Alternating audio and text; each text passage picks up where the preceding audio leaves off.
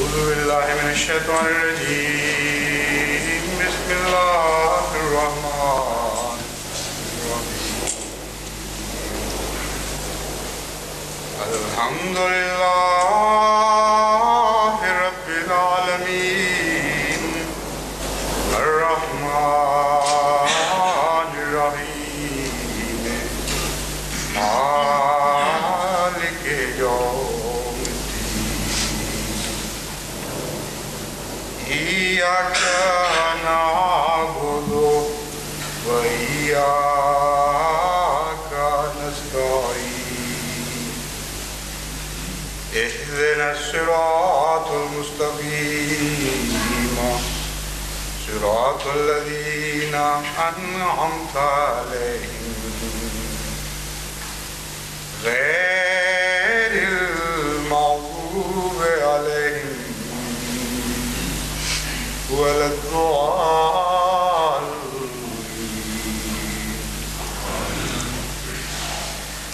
During our discussion last Sunday, we reached up to.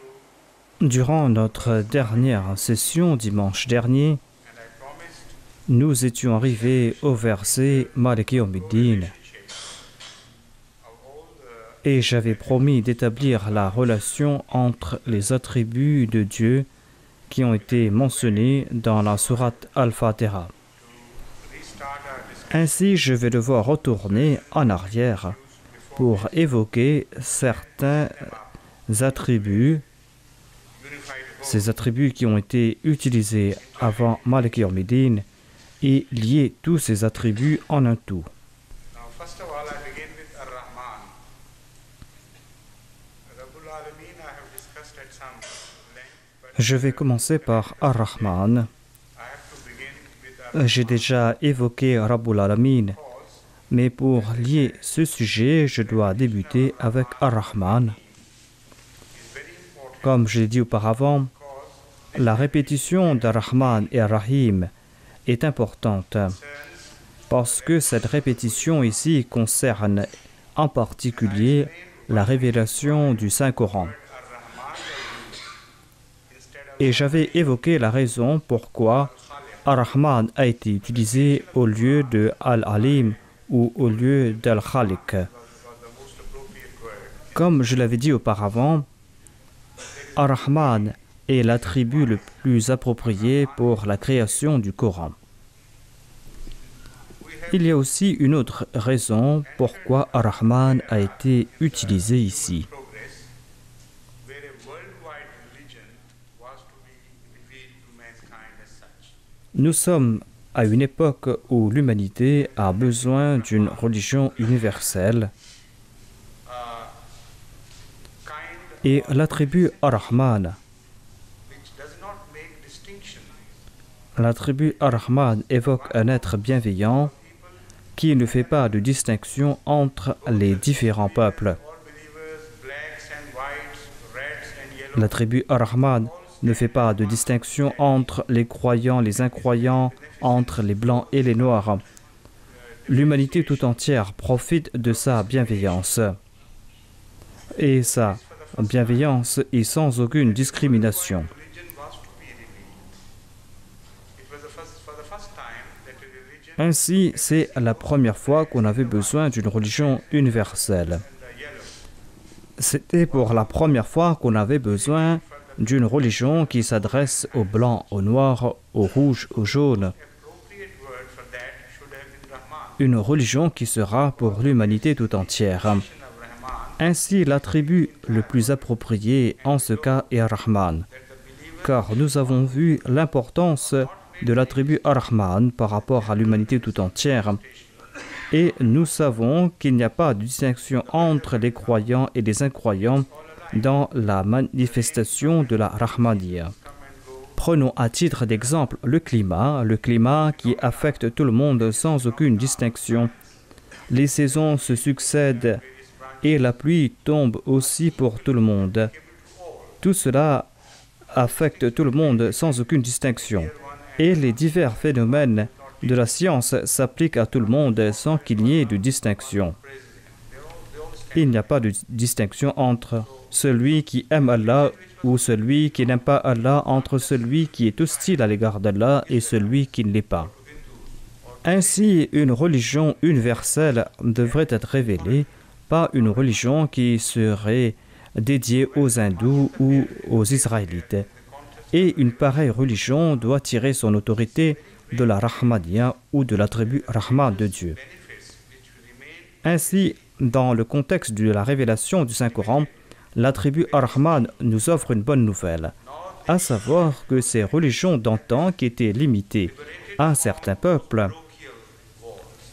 eh bien, ces religions se sont libérées de ces carcans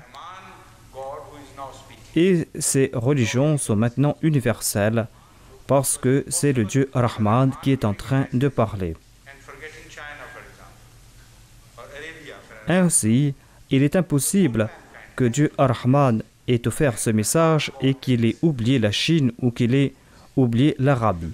Il s'adresse à l'humanité tout entière et c'est le Dieu Rahman qui s'adresse à l'humanité tout entière.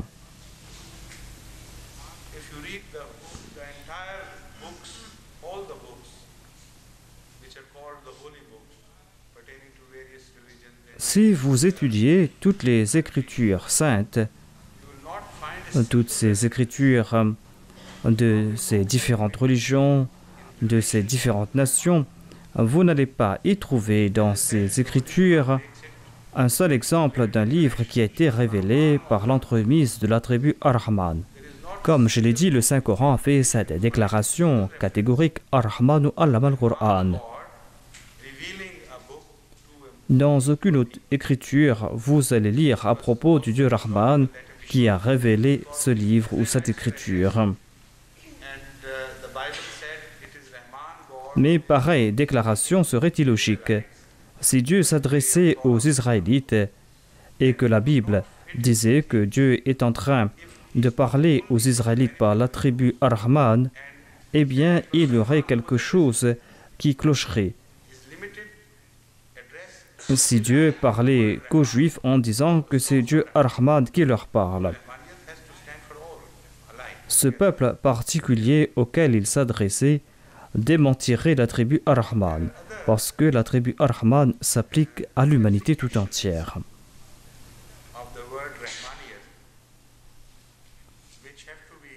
Il y a aussi d'autres applications de la tribu Ar-Rahman de Dieu, d'autres applications que je dois expliquer. En tant que musulman, vous devrez connaître cela. Cette connaissance est très utile par rapport aux autres religions. La Rahmaniya ou la tribu Ar-Rahman est aussi une réfutation de la philosophie judaïque. Sachez aussi que cette philosophie judaïque, à sa source, ne comporte pas de lacunes. Quand je dis que la Rahmaniya est une réfutation de la philosophie judaïque, c'est une philosophie tronquée dont je parle. Une philosophie qui est apparue bien longtemps après Moïse. Quand Moïse est apparu, il n'y avait pas de manquement dans sa philosophie parce qu'il s'adressait à un peuple particulier pour un temps particulier et il n'avait pas monopolisé la religion. Dans la Torah, vous n'allez pas trouver de référence qui déclare que Moïse a dit qu'il a monopolisé la religion de Dieu ou qu'il a limité la miséricorde de Dieu aux seuls Hébreux. Toutes ces références que vous allez trouver dans la Bible, ou toutes ces interprétations de certains versets, sont ultérieures.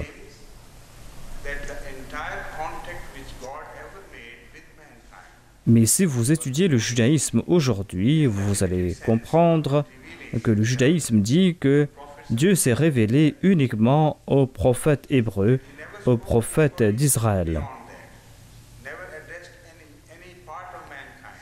Et le judaïsme d'aujourd'hui va dire que Dieu n'a pas parlé avec personne, ne s'est pas adressé à d'autres peuples, hormis les Israélites,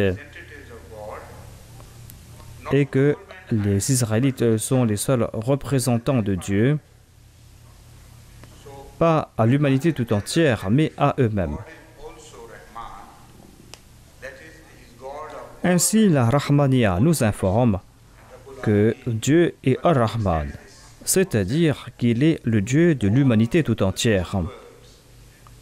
Et Rabbul Alamin étend ce concept à tout le monde qui est connu, à tous ces univers qui est connu. Cela concerne l'espace et le temps. Si Dieu est Ar-Rahman et Rabbul Alamin, comment ce Dieu pourra-t-il limiter sa grâce à une région particulière, à un peuple particulier? Comment pourrait-il oublier les autres peuples qui habitaient ces mêmes régions où habitaient les Israélites auparavant? La nation Israël est née d'Israël et Abraham n'était pas un Israélite, lui, parce que Israël était son fils. Ainsi, quand les Israélites limitent la grâce de Dieu à leur peuple, ils annoncent que ceux antérieurs à Jacob et qui habitaient cette même région n'étaient pas récipiendaires des faveurs divines. Ainsi, voilà la déduction qu'ils font de cela, de ce concept. Selon eux, un groupe ethnique particulier, parmi tous ces peuples, a été récipiendaire des faveurs de Dieu. Voilà ce que clame la tradition judaïque. Ainsi, la tribu Rahman réfute ces déclarations. La tribu Rahman déclare soit que Dieu n'est pas le Dieu de tout le monde, ou que vous vous trompez en annonçant que Dieu est apparu à un peuple particulier.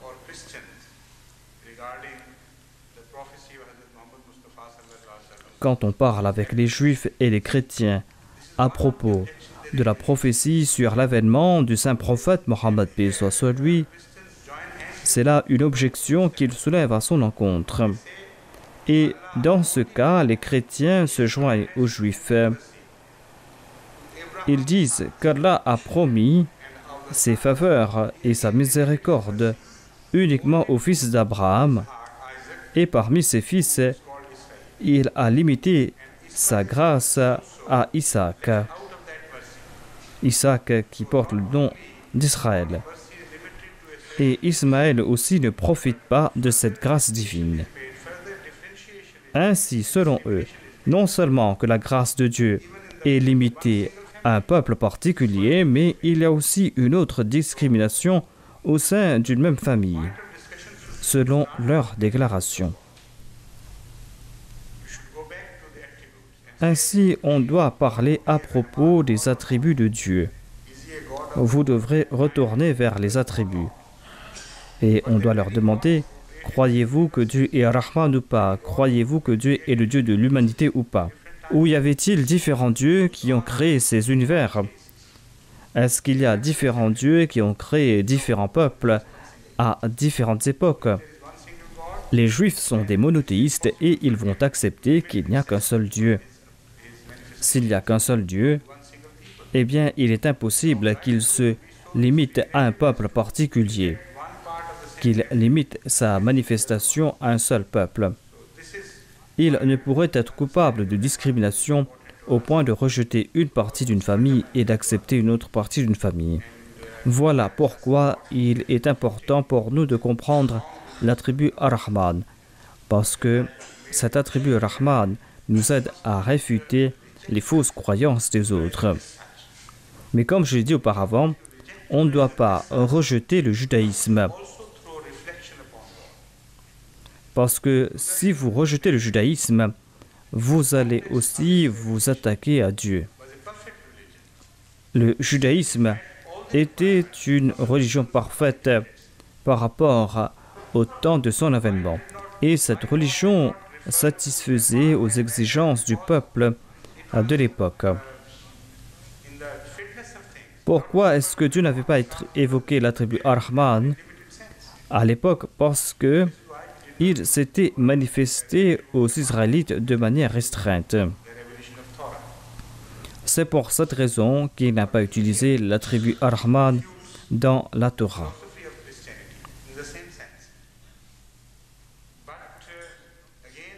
La Rahimia réfute la philosophie chrétienne. Encore une fois, j'ajoute ici que cette philosophie, c'est celle des chrétiens des derniers temps. Ce n'est pas la philosophie du christianisme apportée par le Christ. La Rahimia signifie une personne ou une qualité qui non seulement se répète, mais une qualité qui vous accorde plus que ce que vous avez fourni en termes d'efforts. Ainsi, le Saint-Coran ne présente pas un Dieu qui est juste. La Sourate Al-Fatiha ne nous présente pas un Dieu qui se contente d'être juste. Quand vous faites des efforts, il vous accorde plus que ce que vous méritez. Étant donné qu'il peut vous accorder plus que ce que vous méritez, comment peut-on le considérer très strict dans sa justice?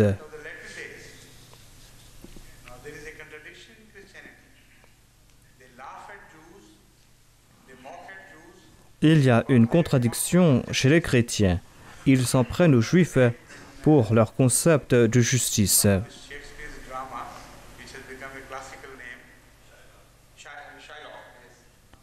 Et pour ce faire, ils font mention de Shylock de Shakespeare. Ils se moquent de Shylock.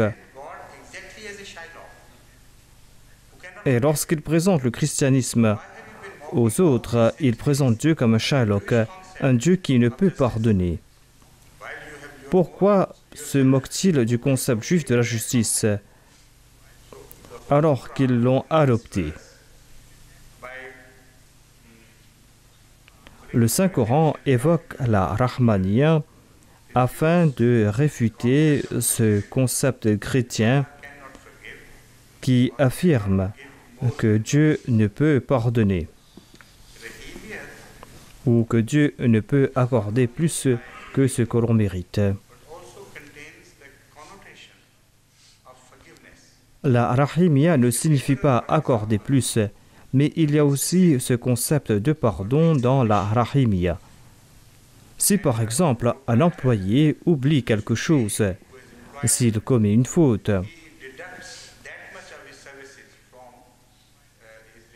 et que son employeur réduit son salaire en raison de son oubli ou en raison de son manquement, on ne peut qualifier son employeur de Rahim.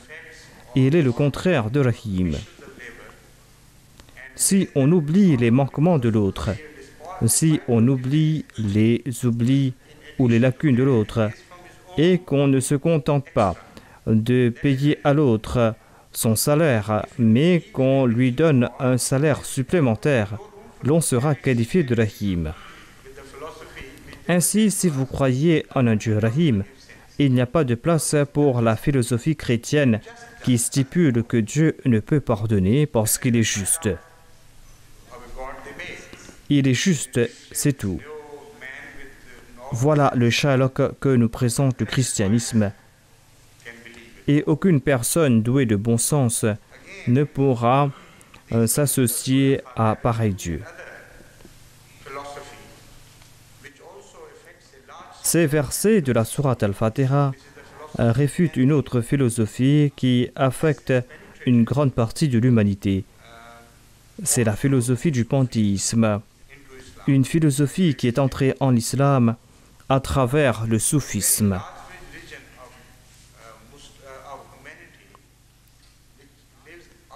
Mais une large partie de l'humanité n'a pas été affectée par le judaïsme, par le christianisme ou par l'islam. Et cette grande partie de l'humanité croit dans le panthéisme. Ainsi, en réfutant ces concepts ou ce concept du panthéisme, ces versets de la Sourate Al-Fatiha couvrent l'humanité tout entière. L'attribut Rabbul Alamin, que je vais évoquer plus tard, réfute la philosophie de rédemption qui est présentée par les hindous. creation propounded by the various Hindu sects. So when we finish the discussion of that, then Et la philosophie de la création présentée par différentes sectes de l'hindouisme. oppose the Islamic Et nous allons constater que tout type de philosophie qui peut s'opposer à l'islam a été évoqué dans ces versets, dans ces quelques versets qui sont courts. Les points fondamentaux de ces philosophies ont été réfutés. the details of their belief. Ainsi, le Saint-Coran, dans la Sourate Al-Fatiha, n'a pas réfuté en détail ces philosophies. Les fondamentaux de ces philosophies ont été réfutés dans la Sourate Al-Fatiha. La Sourate Al-Fatiha qui est la sourate fondamentale qui contrôle le Saint-Coran tout entier. Ainsi, la Sourate Al-Fatiha a réfuté les fondamentaux et les détails ont été mentionnés ailleurs dans le Saint-Coran. Some detail. Those details are not omitted. But when you Toutes ces philosophies ont été rejetées plus tard. Ces détails n'ont pas été omis. Ainsi, lorsqu'on parle de la Sourate Al-Fatiha, eh bien, la Sourate Al-Fatiha a évoqué les fondamentaux. or a book or a verse, Sinon, la Sourate Al-Fatiha n'aurait pas été qualifiée Al-Quran ou Al-Quran al-Azim ou un chapitre qui couvre tout.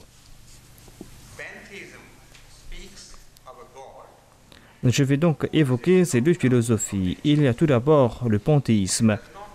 Le panthéisme qui évoque un Dieu qui est un phénomène de la nature et qui n'est pas distinct de la nature.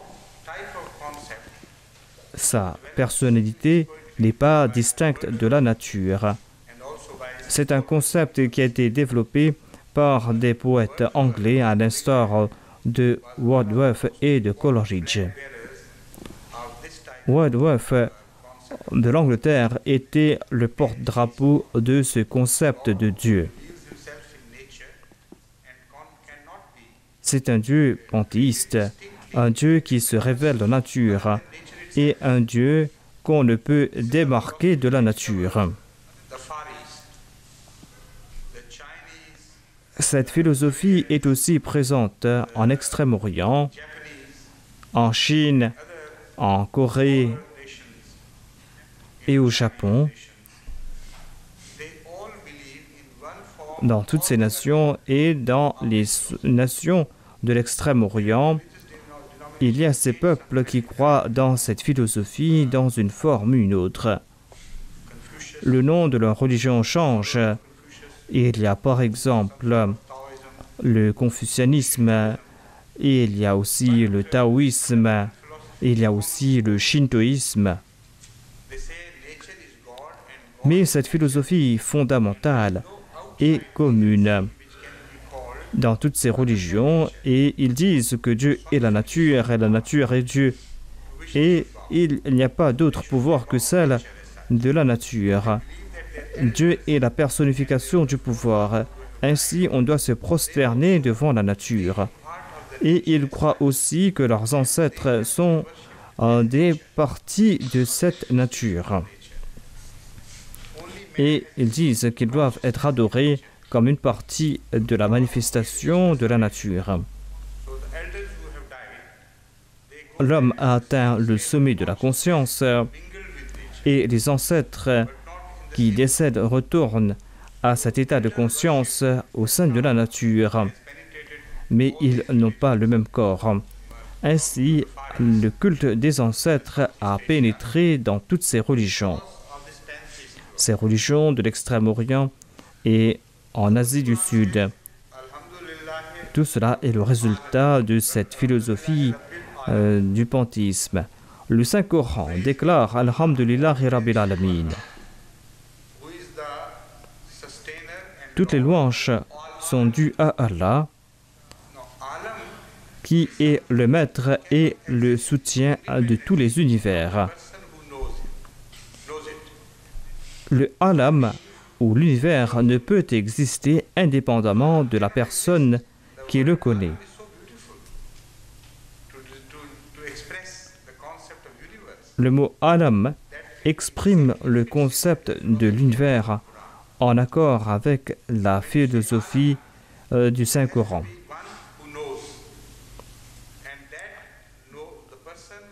Quand on dit alam, cela requiert quelqu'un qui connaît ce monde.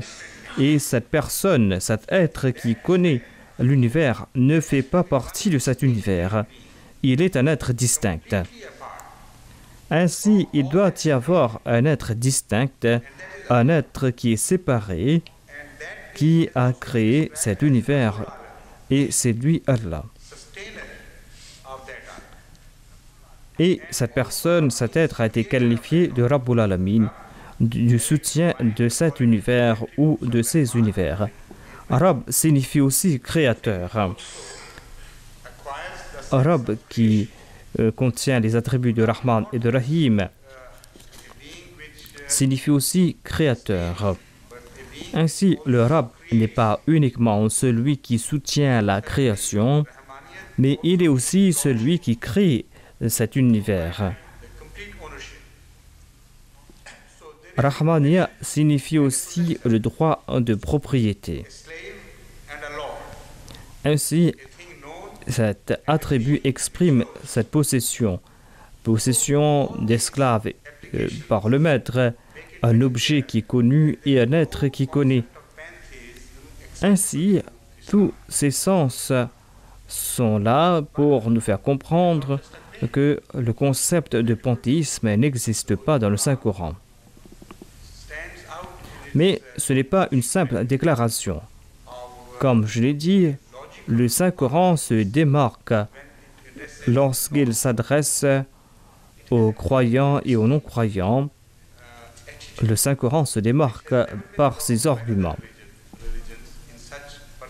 Le Saint-Coran a une toute autre attitude qui n'est pas adoptée par d'autres religions. Le Saint-Coran fait une déclaration et dans cette déclaration, vous allez trouver l'argument pour soutenir cette déclaration. Apparemment, vous allez voir une déclaration, mais quand on l'étudie de près, on constate que ce n'était pas une déclaration, mais que c'est un argument. Ainsi, Rabbul Alamin est une déclaration et aussi un argument. Parce que lorsque vous vous tournez vers la nature, là-bas, vous allez constater que le pourvoyeur doit être quelqu'un d'autre que la création. Le créateur est différent, car il y a la perfection et il y a ses louanges dans la création. Et cette création mène vers quelque chose qui est au-delà. Comme je l'ai dit, Alam est un objet qui nous mène vers le sujet. J'ai parlé à ce propos en détail. Quand vous allez étudier cela, vous allez constater que ce n'est pas une simple déclaration, mais c'est une preuve qui découle de l'étude de l'univers. Le créateur doit être différent de la création. Le pourvoyeur doit être différent de la création. Le doigt qui indique doit être différent de l'objet indiqué. Ils ne peuvent être le même. Voilà ce que prouve l'étude. C'est ainsi qu'on se défait du panthéisme. Il en est de même du concept hindou. Ces concepts ou ces philosophies qui sont présentées par différentes écoles de pensée hindoues qui disent que Dieu a coexisté avec l'univers. Il y a une différence entre ce concept hindou, cette philosophie hindoue, et la philosophie panthéiste. Et une fois qu'on a répondu à la philosophie hindoue, on a répondu à toutes ces philosophies ensemble. Toutes ces philosophies qui ont été inventées par l'homme ont été répondues par la sourate Al-Fatiha. Et l'on ne peut présenter de philosophies qui n'ont pas été répondues. La sourate Al-Fatiha comprend tout. Les hindous affirment, comme je l'ai dit, que Dieu est un être séparé, mais qu'il existait indépendamment de la création. Il n'était pas un créateur, mais il a coexisté avec la création. Ceci a été réfuté par le Messie promet l'Islam dans son ouvrage Brahini Ahmadiyya. and with the application of mind. Ceux qui ont lu cet ouvrage Brahini Ahmadiyya, ceux qui l'ont lu avec attention, parce que c'est un ouvrage qui doit être lu avec concentration et attention, sinon vous n'allez pas apprécier sa beauté. C'est un livre qui est très concentré et des fois, vous n'allez pas tirer plaisir de la beauté de cet ouvrage parce que c'est un ouvrage trop concentré. Parfois, vous allez vous endormir lorsque vous allez le lire parce que c'est un livre très concentré. Quand vous lisez de la fiction, eh bien, vous n'allez pas vous endormir.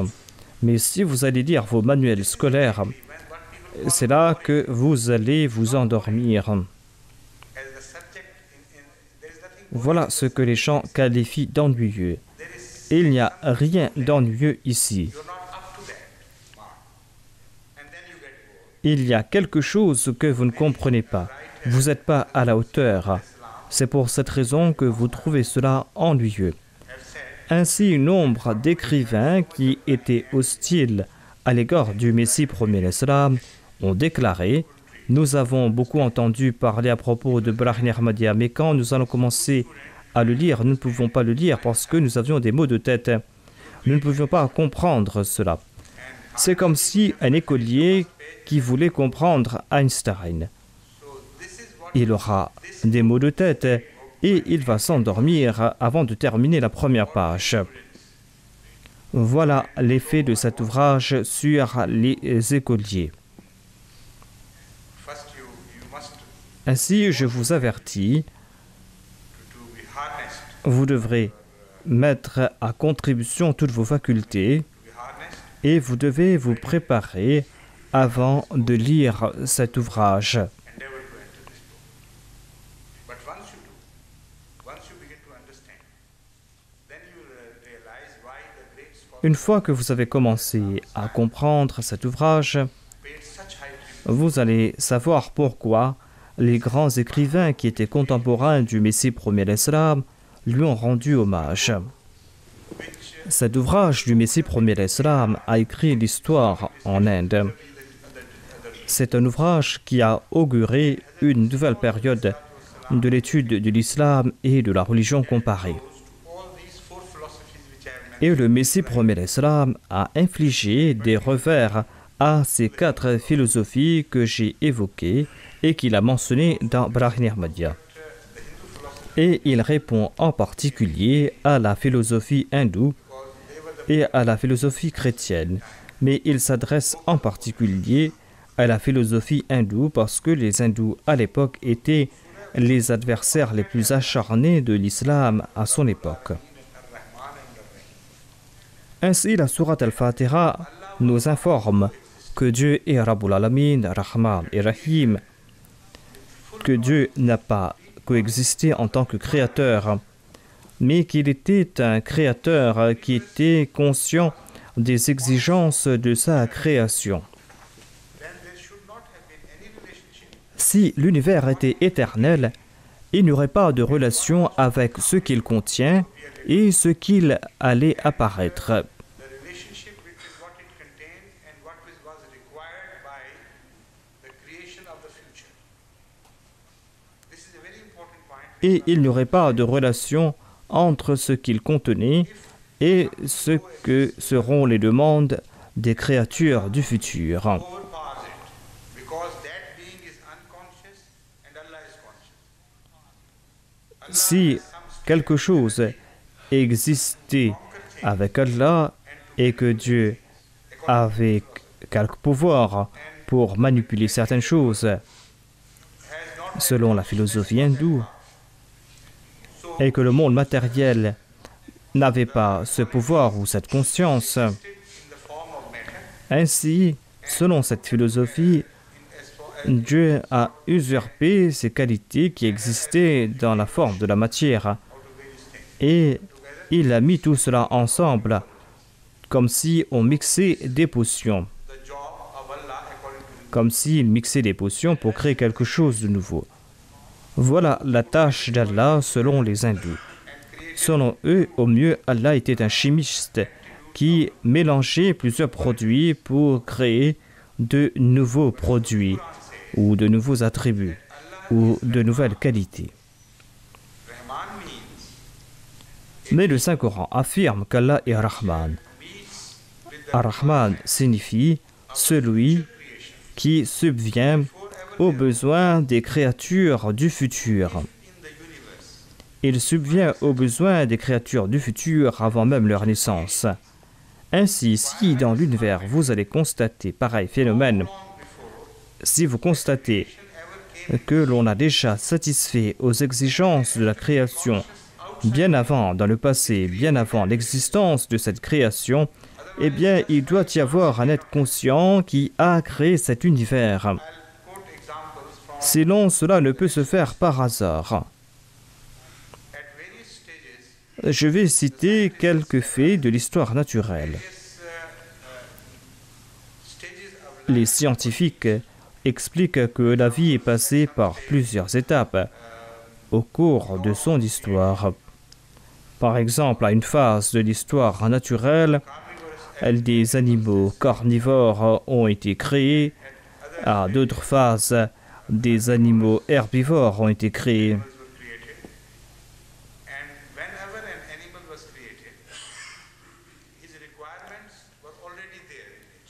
Lorsqu'un animal ou une créature a été créé, ses besoins ont déjà été satisfaits. Ces besoins ont été satisfaits avant même sa création. Et cela est une étude intéressante. Si vous étudiez l'histoire naturelle et que la relation entre les créatures et leurs besoins, vous allez trouver une correspondance parfaite entre les deux.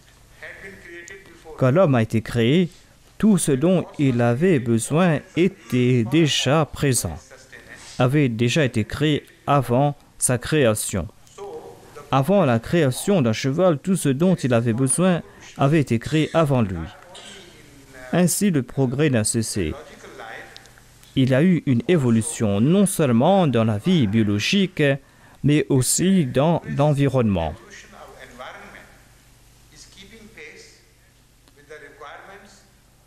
L'environnement a aussi évolué à la même vitesse que les exigences de la vie biologique. Ainsi, cela réfute la déclaration hindoue, à savoir que la matière a coexisté avec Dieu et que Dieu s'est contenté de jouer avec la matière et qu'il ne le contrôlait pas. Il n'a cessé de mélanger la matière, une matière qui existait déjà dans l'univers.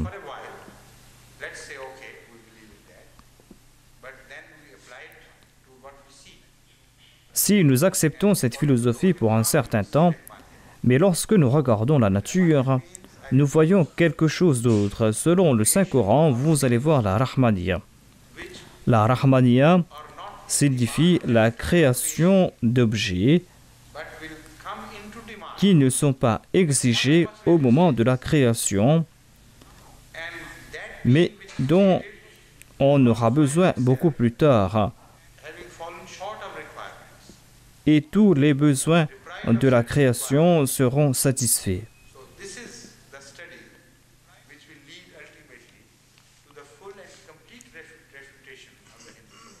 Voilà l'étude qui va réfuter à la philosophie hindoue. Je vais parler à propos de cette question de l'exigence de l'âme ou des demandes de l'âme.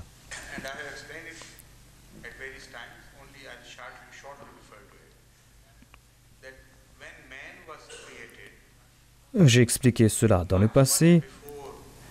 Quand l'homme a été créé,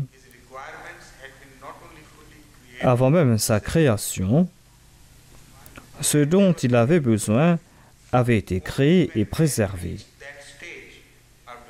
Et ceci lui a été révélé quand il est arrivé à un stade où il pouvait utiliser ses créations ou ses objets.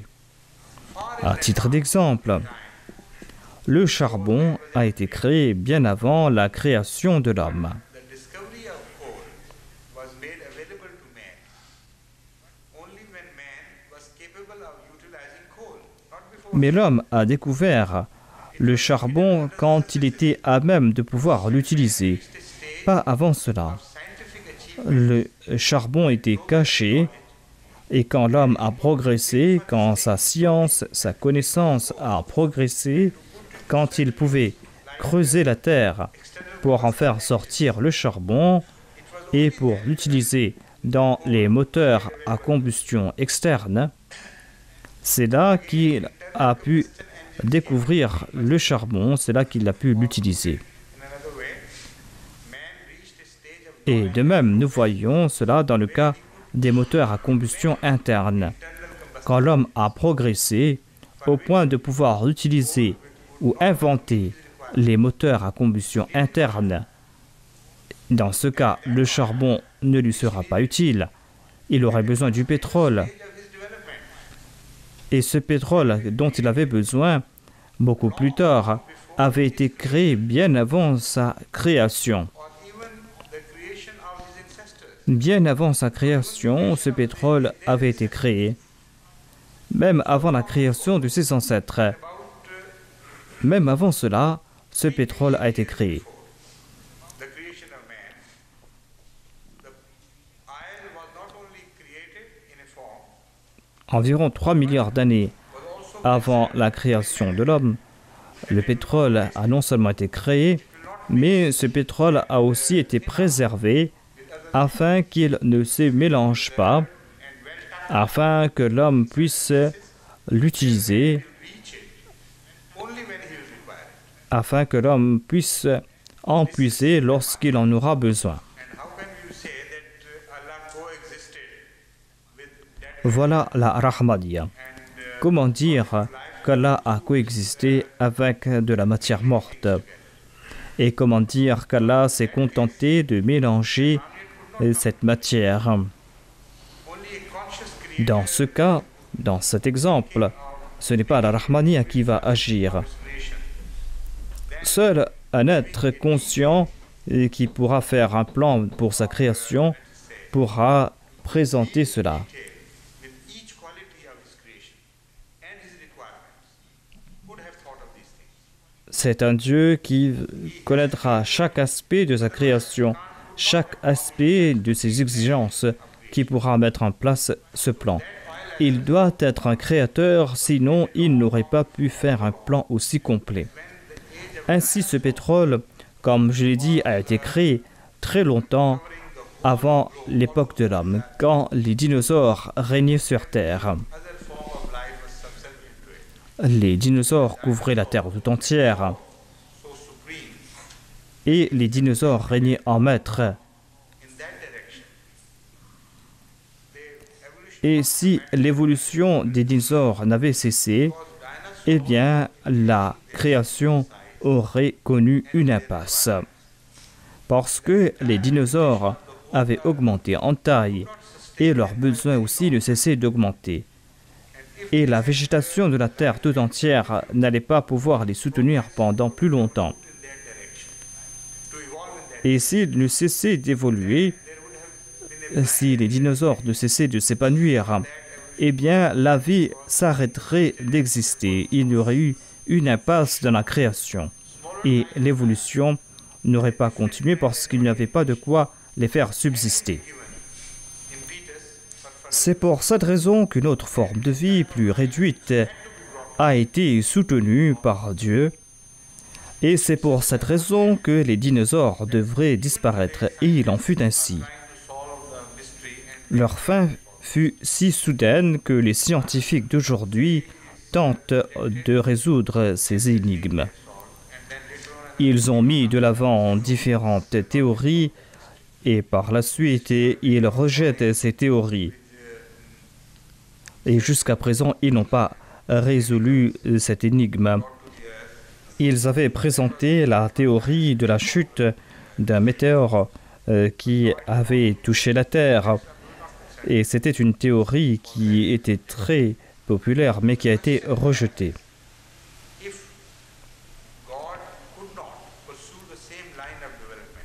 La question est, si Dieu n'avait pas pérennisé cette forme de vie que sont les dinosaures, si Dieu n'avait pas poussé cette forme de vie jusqu'à son apogée, est-ce que c'était là une erreur de la part de Dieu? Est-ce qu'il avait suivi une impasse et qu'après avoir marché dans cette direction, Dieu a réalisé qu'il avait commis là une erreur et que cette création n'allait pas suffire et qu'il doit maintenant retourner en arrière et créer une autre création? Peut-on accepter pareille philosophie? Mais c'est là l'idée de certains philosophes. J'avais évoqué un de ces philosophes anglais qui a soutenu cette théorie. Il a étudié la création et il dit, certes, que la création a été l'œuvre de Dieu. Mais il dit aussi que peut-être que Dieu a commis des erreurs. Dieu n'a cessé de créer et de commettre des erreurs et d'éliminer certaines choses et qu'il a appris de ses erreurs. Et il a aussi évoqué la création des dinosaures. Si les dinosaures n'avaient cessé de progresser, disait-il, ils se seraient mangés les uns les autres et ils seraient morts de famine et la terre entière serait vide.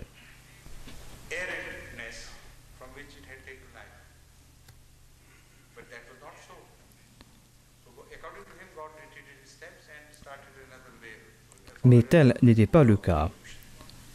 Selon lui, Dieu avait rebroussé chemin et il suivait d'autres voies pour l'évolution. Mais le Saint-Coran nous explique que tout cela n'a pas été créé en vain. La sourate Al-Fatiha nous fait comprendre que tout ce qui a été créé n'a pas été créé en vain, mais tout cela a été créé pour combler les besoins de quelque chose ou de quelqu'un. Aujourd'hui, les scientifiques ont découvert cela. Tous ces dinosaures qui ont été enterrés ont formé le pétrole. Et ces régions riches en pétrole étaient aussi riches en vie. Ces régions étaient riches en vie et toute cette création s'est transformée en pétrole et cette énergie s'est transformée en pétrole pour l'homme. Voilà la Rahmaniya à l'œuvre. Mais les hindous disent que Dieu a coexisté avec la nature était indépendante et Dieu était indépendant et que Dieu a maîtrisé la nature. Mais la nature démentit ce concept. Ainsi, Dieu fait des déclarations dans le Saint-Coran. Mais lorsque vous étudiez ces déclarations, vous allez constater que ce ne sont pas que de simples déclarations, ce sont des arguments qui sont irréfutables. Des références sont faites à propos de la nature, et lorsqu'on étudie la nature, l'on comprend cela.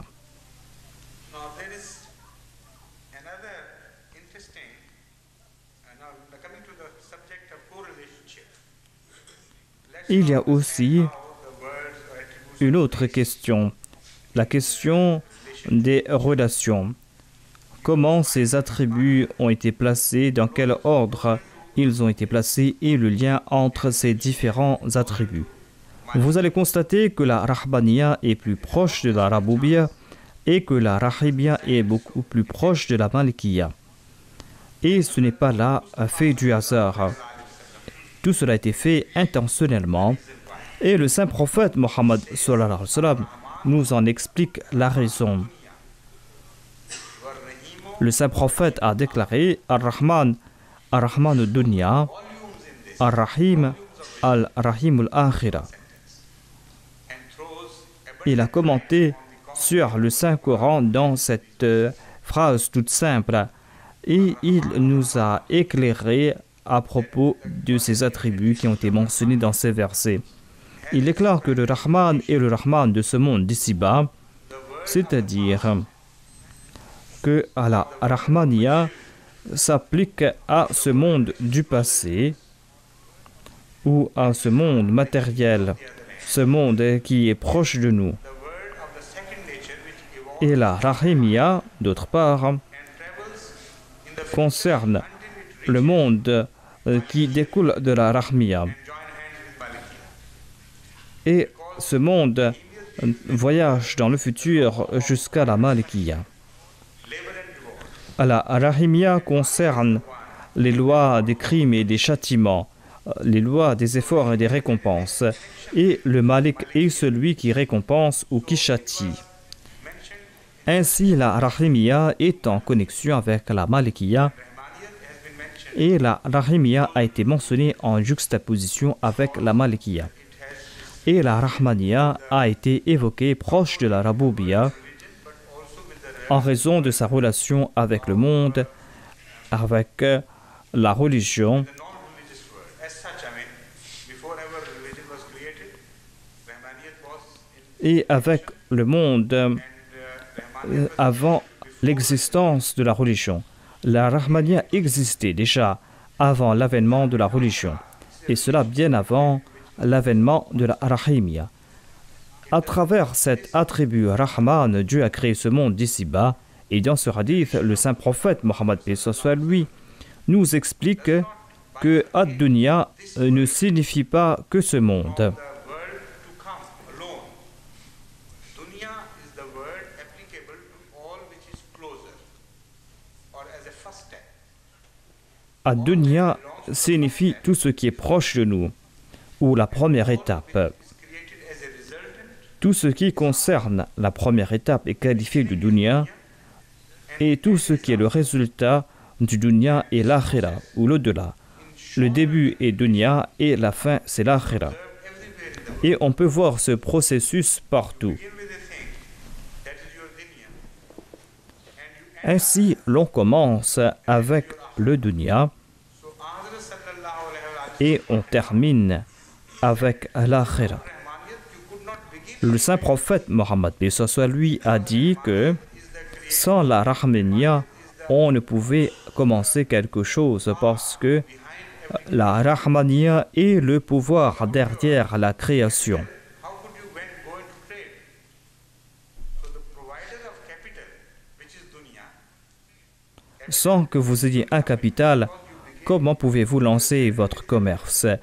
Ainsi, votre capital, c'est ce monde, parce que vous commencez votre voyage ici-bas. and apply your mental Et ce monde a été accordé par Rahman. Et lorsque vous usez de vos facultés, that is your lorsque vous allez utiliser vos capacités mentales, there's something new value has been added. votre profit sera akhira, ou l'au-delà, This is what c'est-à-dire il y aura de nouvelles valeurs qui vont sortir de votre capital. Voilà ce qu'a déclaré le saint prophète Mohammed paix soit lui lorsqu'il a dit que Ar-Rahman concerne ce monde et Ar-Rahim, c'est le Rahim de l'au-delà. is mentioned with Rabb. Ainsi, Rahim a été mentionné avec Malik et Rahman a été mentionné avec Rabb. This is this correlationship. That beginning your journey. But before that, I must first describe Malikiyat in this relationship. Then I'll Je vais décrire la relation avec l'attribut Malik relationship of the whole. et je vais évoquer la relation avec ses attributs. Malikiyat and Rahimiyat and Rahmaniyat and Rububiyat, going backwards, have a perfect La Malikiyya, la Rahmaniyya et la Rahimiyya et la Rabubiyya sont en relation les uns avec les autres. Et si vous enlevez un seul de ces attributs, l'image ne sera pas complète.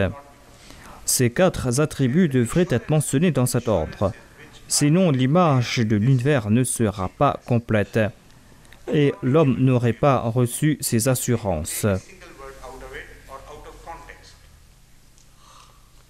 Rububiyat Si on enlève un seul de ces attributs, si vous enlevez un seul de ces attributs de son contexte, vous n'aurez pas cette image complète.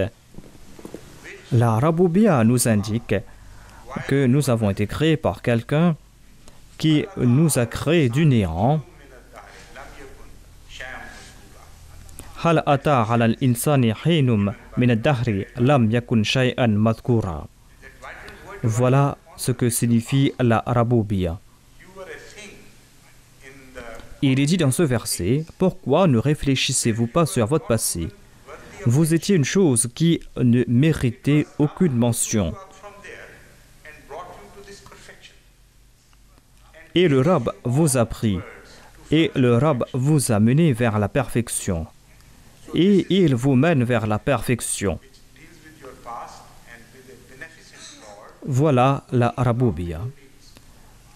La Rabubiyya qui concerne votre passé, et c'est votre Dieu qui subvient à vos besoins. Mais peut-il subvenir à tous vos besoins? Est-il parfait au point de pouvoir subvenir à vos besoins futurs? La Rahmaniyya vous offre la garantie ici. La Rahmaniyya vous répond, pourquoi vous souciez à ce propos? Ne savez-vous pas qu'il est Rahman avant qu'il est le Rab? Il a créé tout ce dont vous aurez besoin.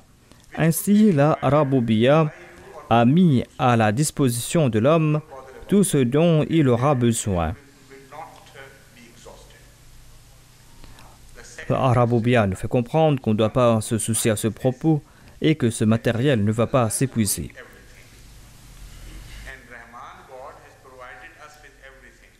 Si Allah est en train de faire tout cela, et si le Dieu Rahman est en train de pouvoir à tout cela, et si le Rab nous fait évoluer, si il ne cesse de nous faire progresser, eh bien pourquoi faire des efforts? Pourquoi faire des efforts? Parce que de toute manière, on va progresser. Allah a déclaré qu'il est aussi Ar-Rahim. Lorsqu'il vous accorde certaines facultés, vous devrez utiliser ces facultés. Ces facultés sont en interaction avec ces attributs. Et c'est cette interaction qui vous fait progresser. Voilà comment le Rab agit en vous. Il y a différentes phases de votre conduite. Il y a différentes phases dans votre contact avec le maître de la création. Il est le Rab sans même que vous ayez à faire d'efforts.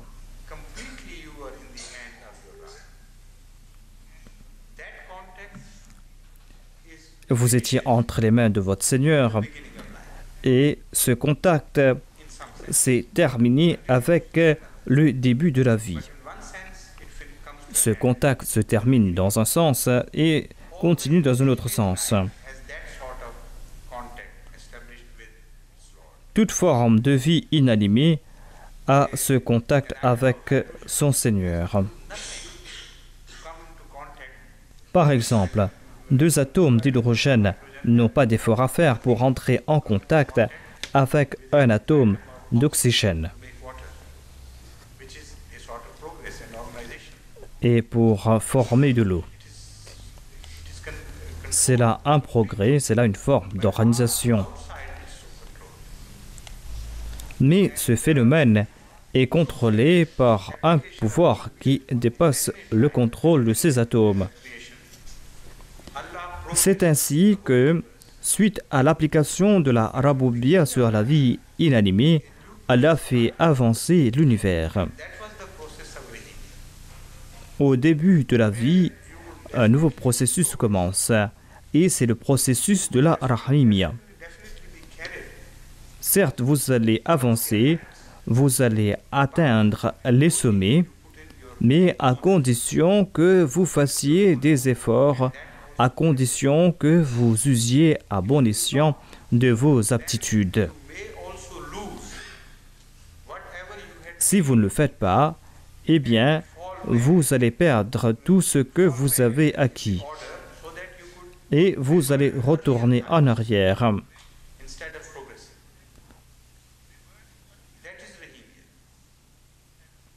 Ainsi, au lieu de retourner, vous allez régresser.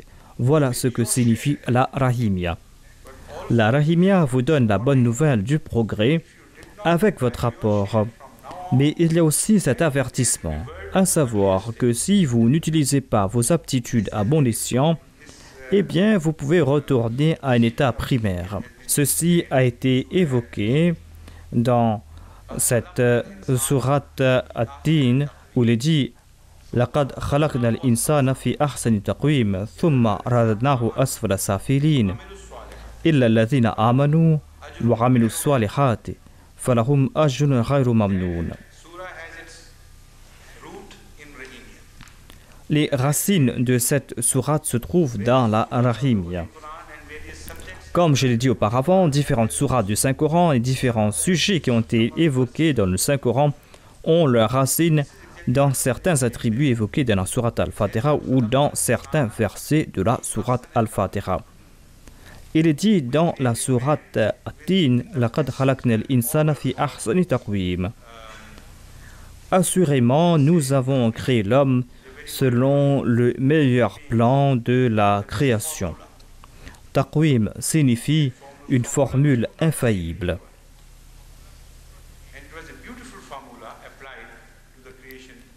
C'était avec une belle formule que nous avons créé l'homme, déclare Dieu. Quand nous avons créé l'homme, ensuite, dit Dieu, ثُمَّ رَدَدْنَاهُ أَسْفَلَ سَافِلِينَ. Ensuite, nous l'avons fait retourner à l'état du plus bas des bas. C'était une régression.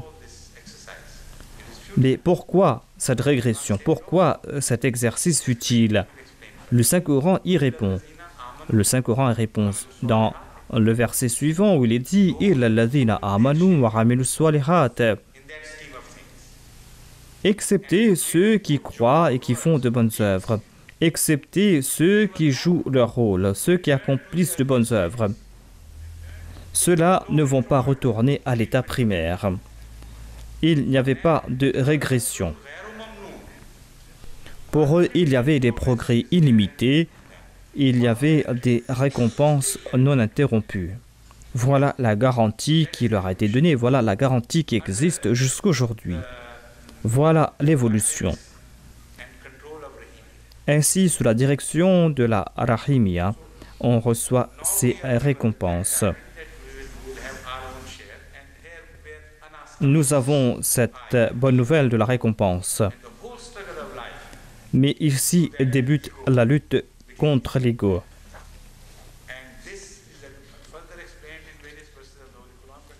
Ceci a été expliqué dans d'autres versets du Saint-Coran, mais je ne vais pas mentionner cela ici.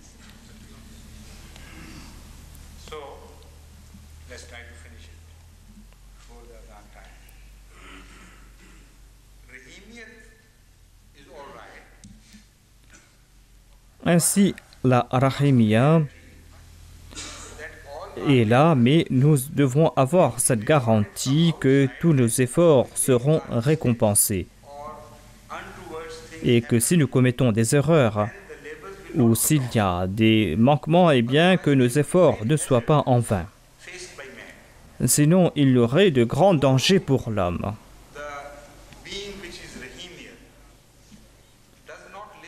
Si celui qui est Rahim ne vit pas assez longtemps, avant que le processus ne se termine,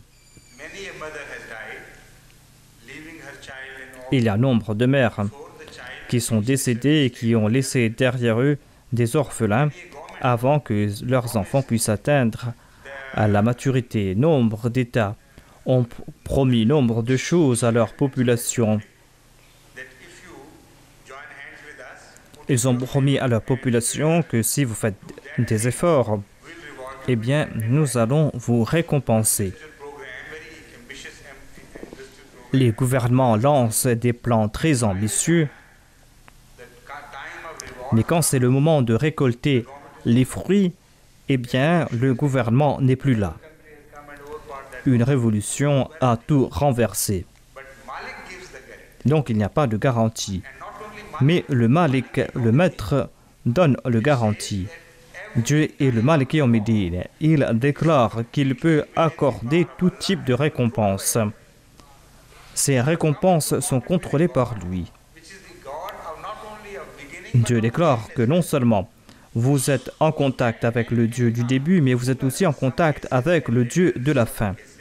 Cette fin peut arriver tôt ou tard, selon la traduction que vous faites de Yom, selon la durée que vous allez accorder au terme Yom, ou jour.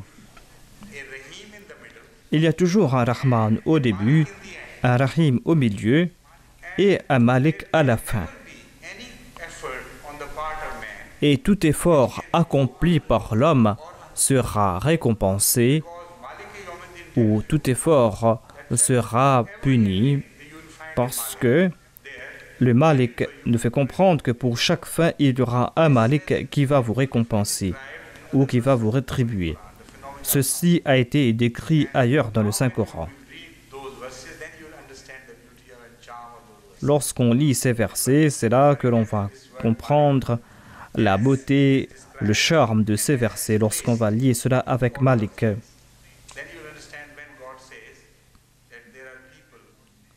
Et c'est là que l'on va comprendre que Dieu déclare que d'aucuns sont à la poursuite de ce monde et de sa beauté. Ils croient qu'ils sont en train d'acquérir ces choses. Mais lorsqu'ils arrivent à la fin, ils connaissent la fin de celui qui est à la poursuite d'un mirage.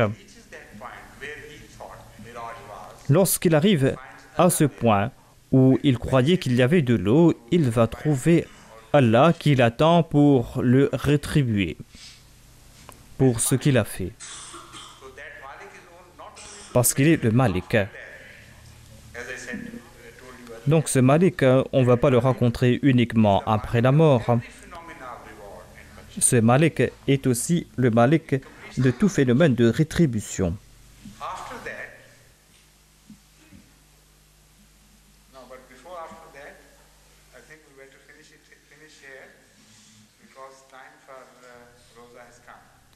Je vais m'arrêter ici parce qu'on va rompre le jeûne bientôt.